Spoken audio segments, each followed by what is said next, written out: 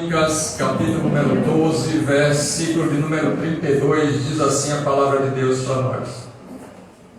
Da tribo de Issacar, 200 chefes que sabiam como Israel deveria agir em qualquer circunstância, comandavam todos os seus parentes.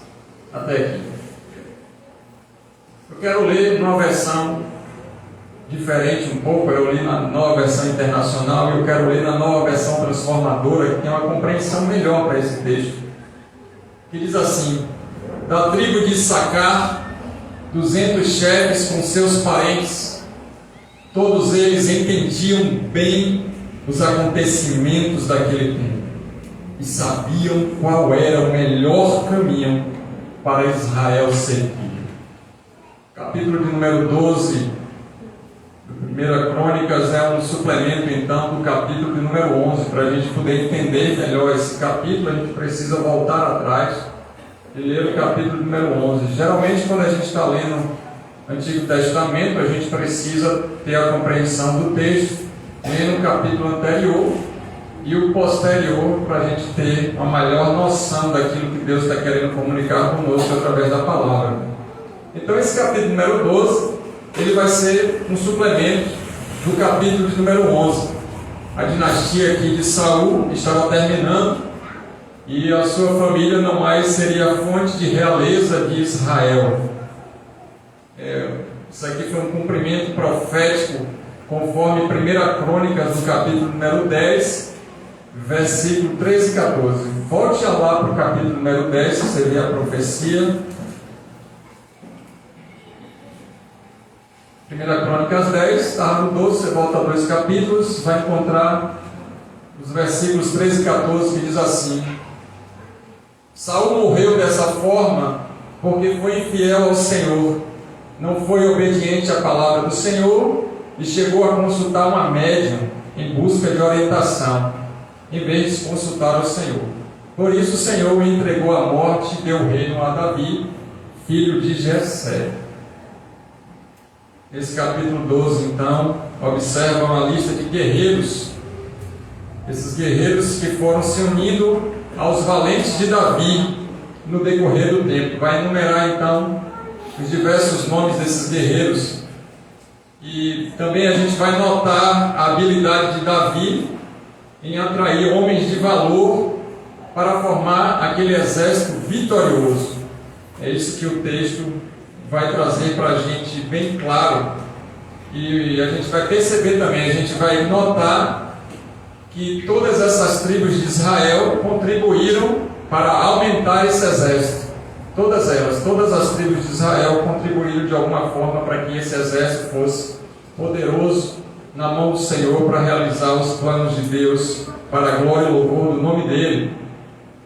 E então a gente percebe que a tribo de Issacar, está aí no versículo de número 32, essa tribo de Issacar contribuiu, e contribuiu bastante, não somente com soldados propriamente dito, mas também com homens sábios, homens que eram capazes de dar conselhos e de dirigir Israel naquele tempo de reorganização.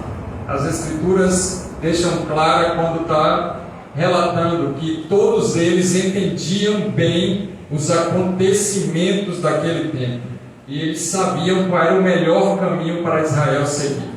E para que isso acontecesse, tinham que estar cheios do Espírito Santo, e o próprio Espírito Santo direcionar para esse entendimento dos tempos, dos modos e da maneira melhor que era para poder aconselhar e orientar toda aquela nação para um propósito final, em nome de Jesus e para a glória dele. Tanto é que essas referências aqui é Deus, através da pessoa de Cristo, unindo o exército dele, que é o povo dele, e fazendo com que muitos tenham alguns dons, e esses dons distribuídos no corpo dele, na igreja do Senhor, para naquele grande dia esse exército estar pronto para glorificar o nome do Senhor e adentrar nos céus. Então aqui é um reflexo daquilo que viria, veio e aconteceu na pessoa de Cristo Jesus. Isso é fantástico quando a gente lê e parece que o texto está só enumerando pessoas ou dizendo alguns feitos dele, mas certamente esse exército ele está acontecendo nos dias de hoje, e esses valentes do Senhor nesses dias que a gente está vivendo nessa face da terra, fazendo alguns sinais, maravilhas, prodígios, sendo usados tremendamente por Deus para os acontecimentos finais que precedem a volta de Cristo. Isso aqui que eu quero trazer para vocês. Então, essa tribo de Issacar, ela tinha essas pessoas que davam conselhos com muita sabedoria e fez com que fosse reorganizado todo Israel através dessa profecia, desse ensinamento profético.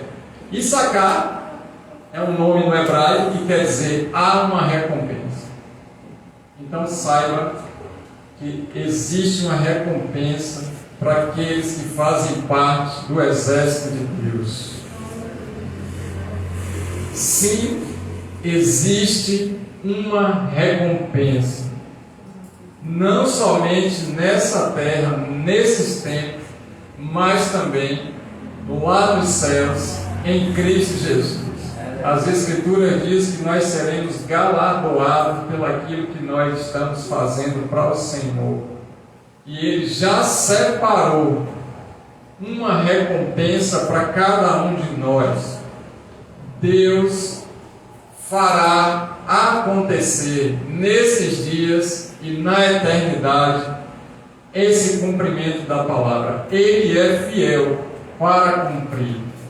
Existe uma bênção de Deus reservada para todo aquele que entende o chamado do Senhor e se posiciona e se alia nesse propósito de Deus, alistados nesse exército, como Paulo falou, que aquele que está alistado não se embaraça com as coisas dessa vida. Então a gente percebe que tem esse entendimento para os nossos tempos, para esse momento de Deus, para cada um de nós, para que possamos estar unidos com um grande exército vitorioso do Senhor na face da terra, para a glória e louvor do nome dEle. Existe sim uma recompensa. Então eu quero a partir daí identificar com você esse ciclo profético, para que a gente possa viver esses dias na perfeita vontade do Senhor. A função dessa tribo de Issacar era de guardar e ensinar a lei de Deus ao povo de Israel. Elas conhecia, estudava e comunicava e transmitia e ensinava a lei de Deus para todas as pessoas que estavam naquela nação. Então o que a gente começa a aprender com essa tribo de Israel? Que a gente precisa ler a palavra, refletir sobre ela, colocar em prática, ensinar outras pessoas e cumprir o que está escrito em Salmos. Guardei a tua palavra no meu coração para eu não pecar contra ti. Salmo 119:11. Essa tribo de Issacar fazia exatamente isso naquele tempo. Eles que estavam ali nessa tribo eram responsáveis por manter o conhecimento do Torá, que são os 5 primeiros livros que a gente tem na Bíblia, começando de Gênesis e vai até Deuteronômio. Eles eram responsáveis em transmitir essa comunicação de Deus, ensinando as leis do Senhor às gerações futuras. E hoje, quando a gente pega todo esse contexto e vê que eles guardavam a palavra e ensinavam para as pessoas e faziam com que essa transmissão do conhecimento ela fosse para todas as nações, principalmente para a família deles, para cada família de cada tribo, e essa era transmitida de geração em geração. Surge então aqui o dom da profecia, algo profético, e foi concluído por causa de uma profecia que a gente viu no capítulo número 10. Então é um tempo profético para cada um de nós. Agora não é a profecia de inventar coisas, falar coisas, descobrir número de CPF, o que não é isso que está falando. Está falando sobre uma profecia de entender o que Deus está falando conosco nesses dias através das Escrituras Sagradas, guardar essa palavra, colocar em prática e ensinar às nossas gerações, aos nossos filhos, aos nossos netos, ensinar as pessoas sobre esse amor, esse direcionamento e a necessidade de estar aliançado com Jesus Cristo para poder ter uma vida diferenciada, uma vida cheia de Deus, uma vida em amor, uma vida sem medo, sem incredulidade, uma vida guardada e protegida pelo Senhor. Isso é num tempo de profecia. Esse é o tempo de Deus para mim e para você. E a partir desse dom de profecia é que a igreja ela é edificada, ela é consolada. Edificada porque ela vai ser erguida e fortalecida no Senhor. Encorajada porque ela vai ser animada e estimulada por Deus. E consolada porque nós somos confortados e aliviados a todos os momentos pela palavra que é liberada para mim e para você. Deixe marcado aí 1 Crônicas, capítulo número 12, versículo de número 32, e vá lá para 1 Coríntios, no capítulo de número 14. Vai passar os evangelhos e Atos Romanos, 1 Coríntios, no capítulo de número 14, e o versículo de número 3.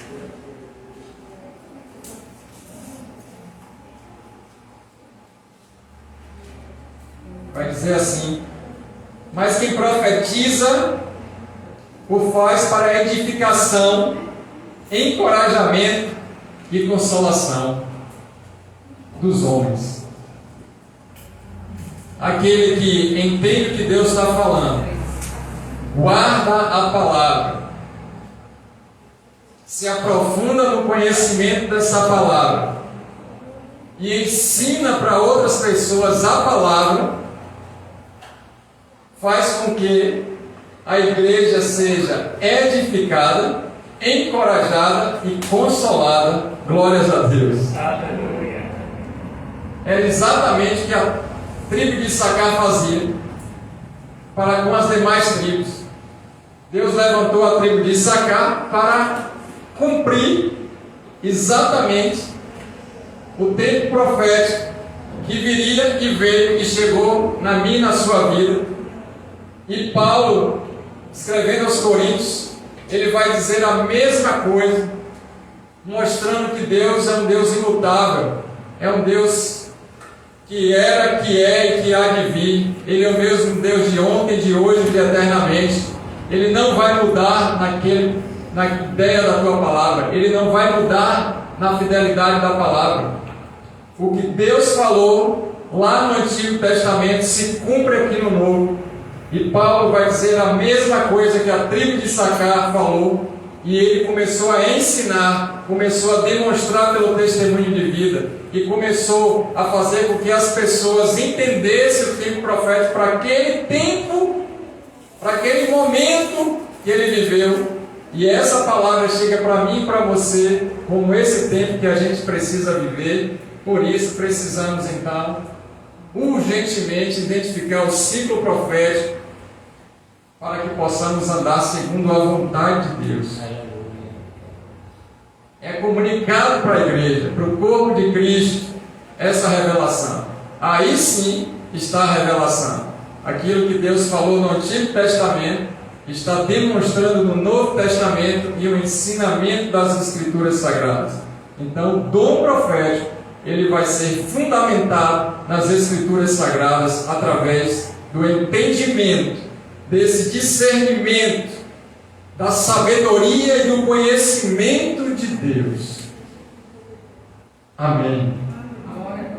Vai aí para o versículo número 6, em 1 Coríntios 14. Você estava no versículo 3, você vai andar mais 3 versículos. Na parte B desse versículo 6 diz assim: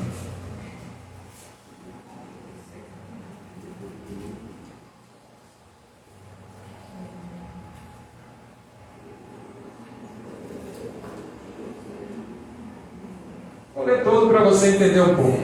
Agora, irmãos, se eu for visitá-los e falar em línguas, em que serei útil a vocês, a não ser que leve alguma revelação? Ele está explicando sobre a diferença do dom de línguas e o dom da profecia. E depois você pode ler esse capítulo. E ele vai dizer assim: ou o conhecimento, ou a profecia, ou a doutrina, que é ensinamento. Então ele vai trazer algo tremendo para a gente, dizendo assim: essa revelação ela precisa vir do conhecimento de Deus. Quer dizer, algo que aconteceu e que só a pessoa sabe. Vai ser um direcionamento específico para a vida individual de cada um. Isso aqui faz parte desse momento profético, num dom de revelação. Então não adianta ele ficar falando um bocado de línguas estranhas se as pessoas não estão entendendo o que Deus quer comunicar. Para isso, então, precisa ter um intérprete para poder dizer exatamente o que está acontecendo. Nessa explicação, Paulo aí adentra, dizendo assim: olha, esse tempo profético, essa revelação do ensinamento das Escrituras, daquilo que é doutrina, daquilo que é a verdade, daquilo que a gente vive, sente, sabe de Deus, é isso que a gente precisa ensinar e mostrar para as outras pessoas, não somente com a nossa vida, mas demonstrando através das Escrituras Sagradas. Esse conhecimento ou profecia, essa sabedoria que vem de Deus, agora numa comunicação divina, em coletivo, para mostrar aquilo que viria num tempo futuro, um desconhecimento daquilo que as pessoas poderiam imaginar, pensar, mas Deus mostrando algo na frente, para a igreja dele, para o corpo dele.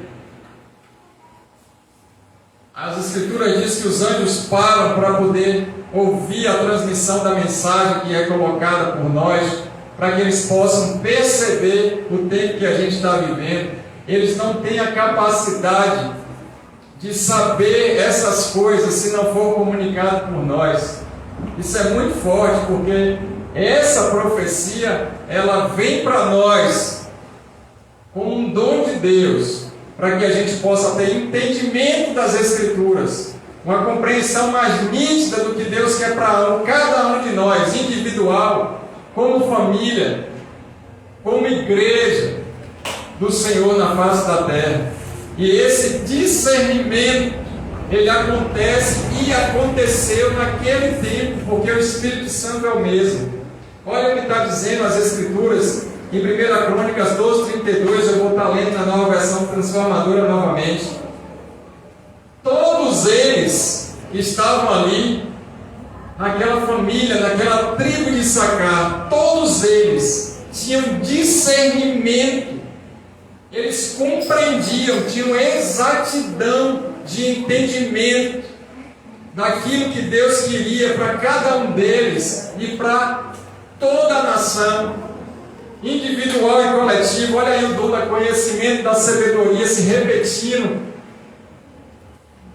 O Antigo Testamento, sem o Novo Testamento, só são contos e histórias, mas quando a gente junta tudo, a gente percebe que é a verdade de Deus, e a palavra de Deus é a verdade. As Escrituras são a verdade de Deus.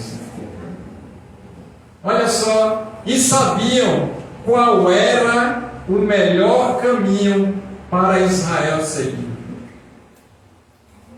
O dom profético, um tempo profético, faz com que a gente saiba o que é bom, o que é ruim, o que é de Deus, o que não é de Deus. E ele fala de 200 chefes. Parece uma loucura quando ele diz: vou multiplicar em 30, 60 e 100 por 1. Aí ele dobra o 100 por 1, mostrando que é algo profético, é algo duas vezes, é o duplo de Deus. Quando Deus fala sobre essas duplicidades na Bíblia, Ele não vai explicar sobre o número 2, a Bíblia não vai trazer a revelação do número 2, mas Ele vai falar sobre o bem e sobre o mal, sobre o que tem a ver Deus com Baal, a santidade com o pecado, o que tem a ver as coisas de Deus com as coisas que não são de Deus. E quando ele faz esse jogo, no sentido benéfico, de mostrar a duplicidade do que é correto, do que é errado, da separação ou não, daqueles que estão impuros, daqueles que estão se santificando. E quando ele traz toda essa situação para a gente escolher, inclusive, o caminho que deve seguir entre a vida e a morte, o bem e o mal, o bom de Deus está conosco, a benignidade de Deus está conosco. É exatamente essa quantidade de chefes que tinha essa capacidade juntamente com os seus parentes. E ele fala sobre parentes, ele não está falando somente sobre família. Ele coloca os chefes, porque aí é aquele pai, mãe e filhos e filhas. E ele amplia isso para uma família. E essa família é aquele que foi enxertado na videira verdadeira, como irmãos em Cristo. A gente não pertence às mesmas famílias, mas nós fazemos parte de uma família do Senhor. É por isso que ele traz essa palavra chamada parentes, porque nós agora pertencemos ao corpo de Cristo, somos irmãos do Senhor, e aí ele faz o órfão habitar em família. Então a bênção aqui é em dobro, a vitória para esse tempo também é em dobro. Deus está falando para mim e para você, que Ele está nos chamando, nos convocando, e aí fica um alerta para os homens, os chefes daquela tribo, aqueles que eram os chefes de família, aqueles que Deus colocou como responsáveis na estruturação da família. A mulher sábia edifica a casa, mas o homem com sabedoria faz com que todos os recintos da casa multipliquem a bênção. Então Deus convoca a mim e a você, como povo dele, para entendimento desse tempo e viver não somente o novo de Deus, mas viver uma vida cheia da revelação do Senhor, entendimento do que Deus está querendo falar conosco, sabendo exatamente o que Deus quer, tendo um direcionamento, seguindo o caminho que Ele determinou, obedecendo às Escrituras, numa vida separada de santidade, uma vida contrária a essa sociedade pecaminosa, na contramão do mundo que jaz no maligno, mas vivendo uma vida separada para o cumprimento da profecia, do propósito de Deus. É isso que o Senhor espera de mim e de você, que venhamos a requerer dele sabedoria. Aquele que não tem, peça a ele que ele derrama de graça. Ele dá de graça. Que venhamos a viver o conhecimento, olhar para cada um de nós, fala, examine o ser humano a si mesmo, olhar para dentro de si, que hoje tem uma palavra que é muito falada aí do autoconhecimento, nada mais é do que enxergar para dentro de si e entender qual é o chamado de Deus, que Deus quer para a minha vida, o porquê que eu nasci, porquê eu estou aqui, porquê eu tenho essa família, porquê eu congrego nessa igreja, porquê eu faço parte desse grupo, o que é que Deus quer que eu desempenhe, quais são as habilidades que Ele me deu, o que é que Ele está fazendo comigo nesse tempo, quais são os talentos que Ele colocou nas minhas mãos, quais os dons derramados sobre a minha vida, e o que é que eu preciso buscar dEle, para o exercício pleno da profecia, do ensinamento, através da comunicação, verbal, não verbal, falada, não falada, do nosso testemunho, das nossas expressões, do nosso comportamento na igreja, na sociedade, na família. Isso venha com que gere nas pessoas, venha fazer com que gere nas pessoas temor a Deus, e isso é através de um discernimento, sabedoria e conhecimento de Deus, que nada mais é do que os dons de revelação.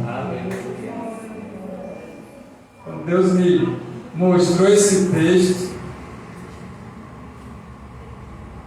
a primeira coisa que vem na nossa mente, se você voltar para o capítulo de número 12, é...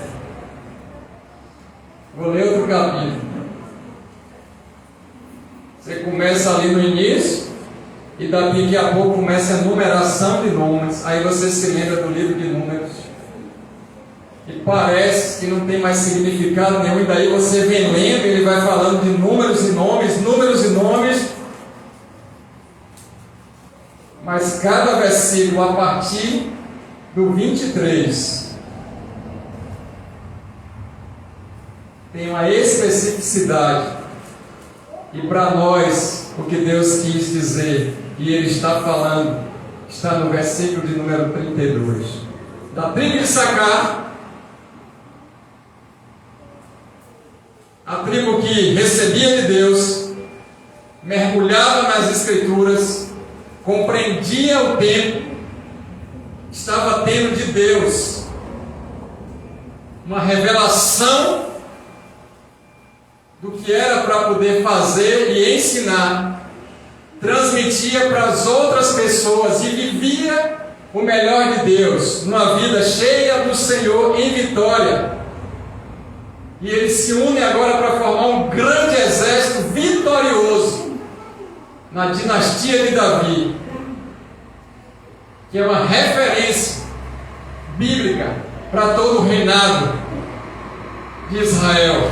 E hoje, na pessoa de Cristo Jesus, os aliados, um povo que tem um rei, e esse rei é o Rei dos Reis, e que a vitória é certa e abundante,